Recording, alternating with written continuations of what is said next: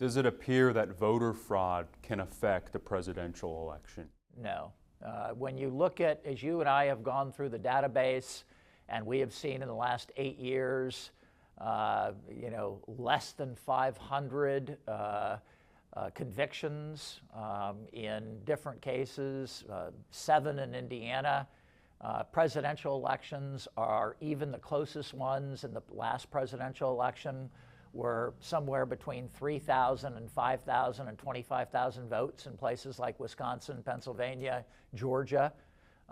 2 or 3 people mistakenly trying to vote in those places does not have any impact on the election. We want to make sure that the laws stay in place and that they're firm to persuade people not to try to vote illegally. We want to keep the laws in place to say if you do try to vote illegally, you're going to be prosecuted. But looking at the numbers, John, it is so evident when you have only 7 even convictions in the state of Indiana over an 8-year period.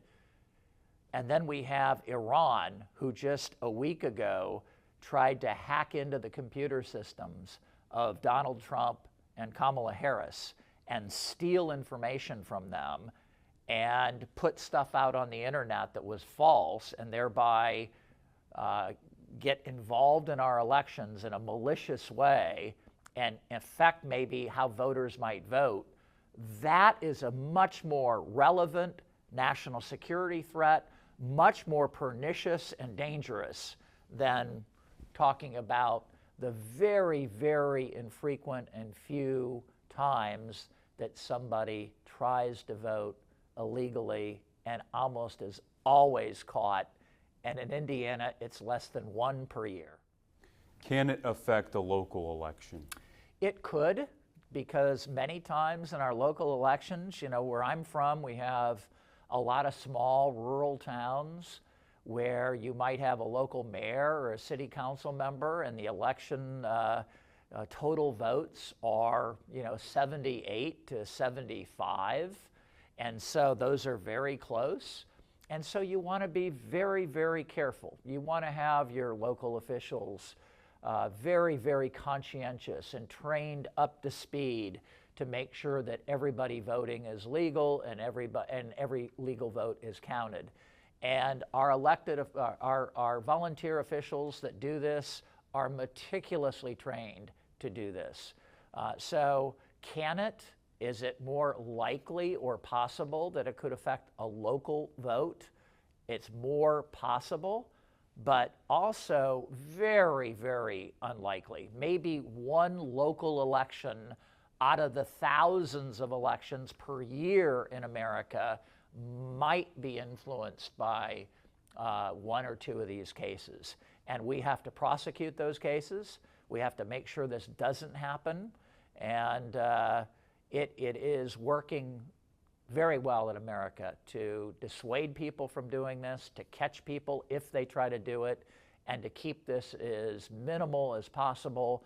And all our Republican elected officials, for the most part, like Governor Kemp of Georgia, the former election officials like Stephen Reicher in Arizona, have said, the voter fraud issue is not a big problem or one of the major issues in American politics. Many people believe that ballot boxes can be hacked and change thousands of votes. What do you have to say to those people?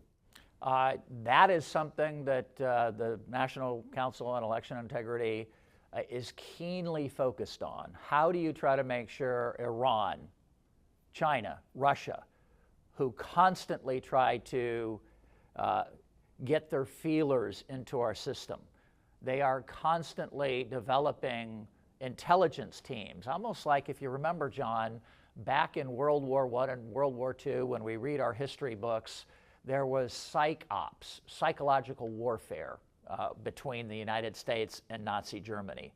And we were dropping pamphlets and dropping information into German towns about liberation and about freedom. The Germans were doing stuff in Europe to counter our democratic message with messages of their tyranny and destruction and evilness and so forth. there was a psychological operation going on from both sides. We see that today. China, Iran, Russia are trying to get into our form of the drop leaflets today is our computer systems, social media, Twitter or X, Instagram. They are getting into these systems and actively trying to tell Americans, don't trust your system, distrust one another. They're trying to aggravate Democrats and Republicans to go at each other and feed the system to do more of that and get algorithms promoted that will cause more division between Americans. Now, sometimes they'll try to get into the computer system of an election official, like a Secretary of State in Ohio or Colorado or Washington State. So far, our efforts of defense are preventing those malign actors in foreign countries from doing this. So they've not been able to penetrate these systems, nor have they been able to influence voter registration rolls or outcomes of elections. Now that's different from the false allegations of people like Donald Trump that say the election was stolen in 2020. There is no evidence or proof of his claim. Republicans across the board say Donald Trump is wrong and he's a sore loser and he's just claiming there were fraudulent votes because he lost, not because there were. Governor Kemp, Republican governor of Georgia, has said time and time again, no fraud, no conspiracy theory. The elections were fair and free. Donald Trump's Attorney General, Bill Barr, has said no widespread fraud, nothing that would impact the outcome of the election in 2020. Trump is wrong. So his own closest Republicans refute him and say that he's a sore loser and he's just trying to hurt our democracy and our confidence in our great system of our republic.